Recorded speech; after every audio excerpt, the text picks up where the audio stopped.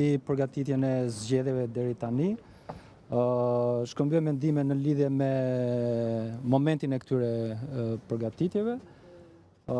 Ashtu sikurse edhe ambasadori tha, jemi në një proces të vazhdueshëm bashkëpunimi dhe mbështetje nga delegacioni i Bashkimit Evropian dhe nga Bashkimi Evropian për procesin zgjedhor në tërësi në Shqipëri dhe në mënyrë të veçantë për Komisionin Qendror të Zgjedhjeve që me siguri do të vazhdoj edhe pas këtyre zgjedhjeve. Ndam së bashku të njëjtën pikpamje mbi rëndësinë e këtyre zgjedhjeve.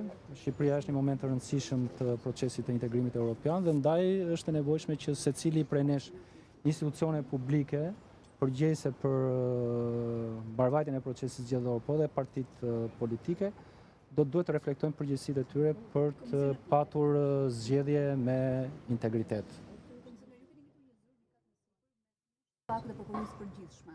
Ka patur një rezultat konkret kjo zyrë?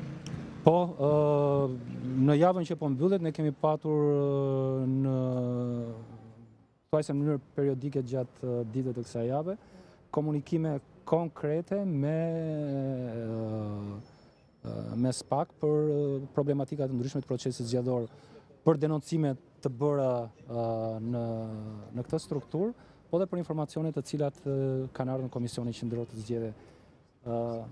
Do duhet ta bëjmë dije që brenda 24 orësh ja kemi dalë të themi që të vendosim në dispozicion çfarë prej tyre është kërkuar. Cili bashkë raporti i paraprakjes ose Odirit për zgjedhjet e 11 majit në gjykimin tuaj dhe në atë se çfarë ju keni parë, a është një refleksion i situatës politike dhe gjithë atmosferës zgjedhore faktike? Që prej 2001-shit kur në një mënyrë ose në tjetër jam i angazhuar me zgjedhjet, kam vlerësuar që reputacionin dhe integritetin e Odirit dhe faktin që është arbitër i pranuar nga të gjitha palët për gjykimin e zgjedhjeve në Shqipëri. Çdo gjë që ata thonë për mua qëndron. Zoti Celibashi, në raportin e Odir theksohet se vota e diasporës është një test i rëndësishëm për zgjedhjet e 11 majit. Ndërkohë ky proces është shënuar me disa problematika dhe më të shumtat janë ato që lidhen nga denoncimet e emigrantëve se ju kanë bëritur zarfe që nuk kanë flet votimi, pra zarfe bosh. Janë të shumta këto denoncime edhe në rrjetet sociale. A ka ndonjë lidhje Zoti Celibashi të paktën nga këto denoncues të cilët identifikohen edhe në denoncimet e tyre në rrjetet sociale si zgjedhës të djathtë?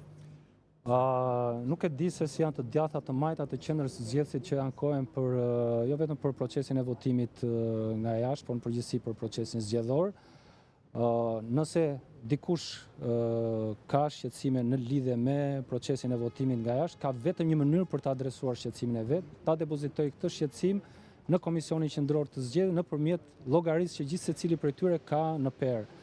Unë nuk jam në gjendje të them se sa në rrjetet sociale janë ankuar, por në Komisionin Qendror të Zgjedhjeve deri tani janë vetëm 7 votues të cilët kanë deklaruar që nuk e kanë marrë fletën e votimit dhe në total numri problematikave të raportuara në Komisionin Qendror të Zgjedhjeve në lidhje me votimin nga jashtë është 156.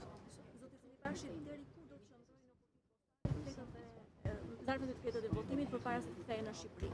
Faleminderit për pyetjen, sepse gjej rastin që të rikonfirmoj edhe një herë publikisht që DHL ka detyrimin që të mbajë në zyrat e saj zarfe të cilat nuk kanë mundur t'ja u dorëzoj votuese apo dhe votuesit nuk kanë mundur ta tërheqin deri në datën 8 maj. 8 maj, deri në datën 8 maj.